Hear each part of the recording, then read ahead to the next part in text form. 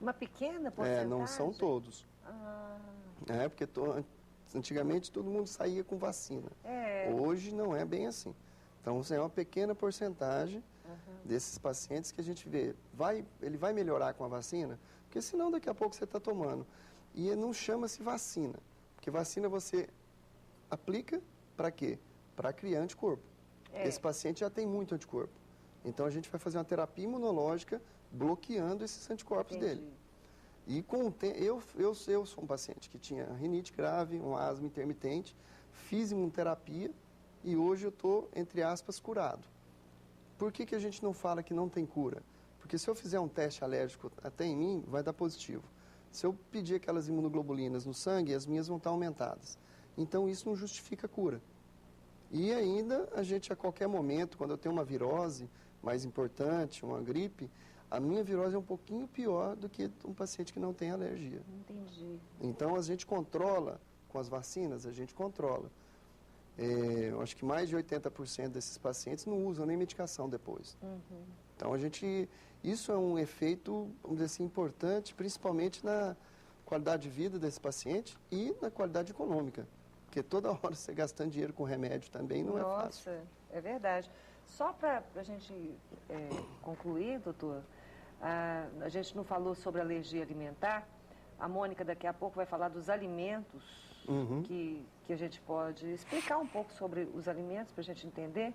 Mas uma pessoa que coma, por exemplo, um camarão e ela tem alergia a esse camarão, ela pode morrer? Com certeza, é o choque anafilático, né? É o mesmo que a picada do inseto? A mesma reação da picada de inseto. Então, esse paciente tem alergia ao camarão. Vamos dizer assim, pacientes adultos, a classe mais importante alimentar são os crustáceos, né?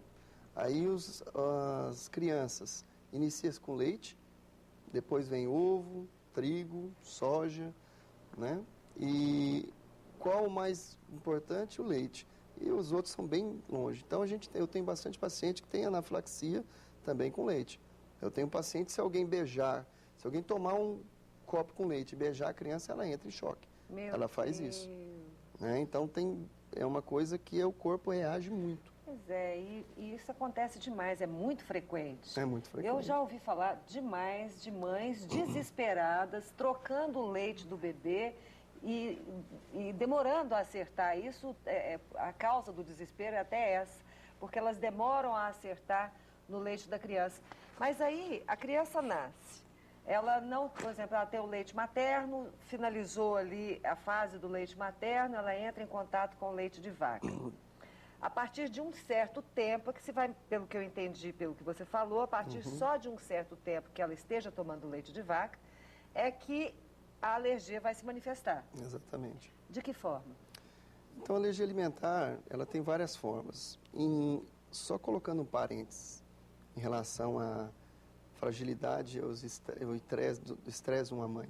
Que mãe que não fica chateada quando o filho não consegue comer? Nossa, e você imagina, entra em pânico. É o pânico. E você imagina uma mãe que não consegue saber qual alimento vai ficar bom para esse filho. Então, aí a gente tem que se sensibilizar e conseguir ajudar, né? Vocês que conhecem pessoas, tentar ajudar essa pessoa, porque não é fácil. Aí, alergia alimentar, nós temos várias vias. Nós temos a via IgE, dependente, né? E nós temos a via de contato, que é uma via, vamos dizer assim, uma via mais lenta de sensibilização. Aí, os sintomas podem ser respiratórios, o paciente pode ter sintoma respiratório, mas o comum é ter vômito e diarreia, né? Não confundir também com refluxo, que o refluxo é uma coisa que não é alergia, tá? Mas hoje, cada vez mais, a gente vê que a alergia alimentar piora ou causa refluxo. Então, é uma coisa que a gente está vendo mais nesses pacientes. Alergia alimentar piora ou causa o refluxo. Então, o refluxo pode ter como causa uma alergia alimentar. Por isso que a gente tem que pesquisar antes de ficar colocando muito medicamento. Por quê? Cara, é verdade. Porque o alimento, ele tem que ser quebrado pelo ácido do estômago.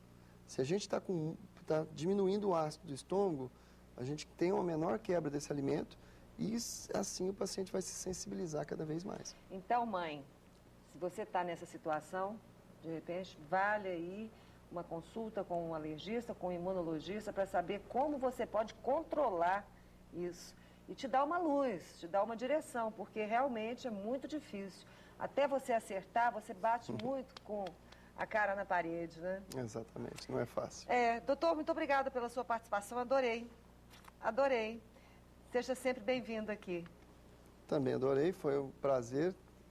Espero que eu tenha tirado um pouco de dúvidas ou aumentado dúvidas em vocês, para que vocês se esclareçam, atrás, né? Das informações. Exatamente, foi um prazer ser convidado e aguardo novos convites. Doutor Daniel vai estar conosco no Diário da Manhã, domingo. Então você não esqueça de comprar o seu Diário da Manhã, que é o melhor jornal daqui de Goiânia, daqui de Goiás. Vá lá no segundo caderno, na nossa seção Boa Vida, e veja que beleza que é o doutor Daniel. Obrigada. Obrigado. Um abraço. Daqui a pouco a gente volta com a Mônica para continuar esse assunto de alergia. Explicar um pouquinho sobre a intolerância alimentar, a alergia alimentar, qual que é a diferença entre um e outro. Por onde que a gente deve ir? Se a gente não pode tomar leite, como é que a gente substitui esse produto para deixar sempre o osso com cálcio forte? Assuntos para daqui a pouco com Mônica Laboassier. Chiquérrimo o nome dela. Até já. Tchau.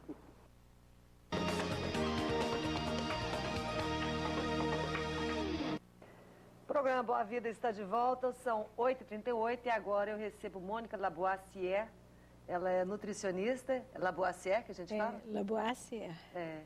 Ela é nutricionista e você fez recentemente, parece que você participou de um congresso. Isso. Sobre alergia alimentar? Um dos temas foi falado sobre alergia alimentar.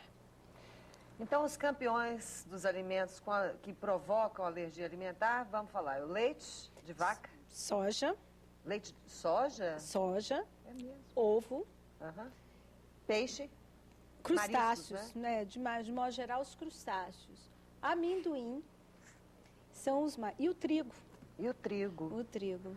São os campeões de alergia. 90% das alergias são provocadas por esses alimentos. O glúten é o mesmo que o trigo? Por exemplo, quando a gente vê num alimento, assim, num rótulo, livre de glúten, é o mesmo que livre de trigo, do trigo? Sim, o trigo contém glúten.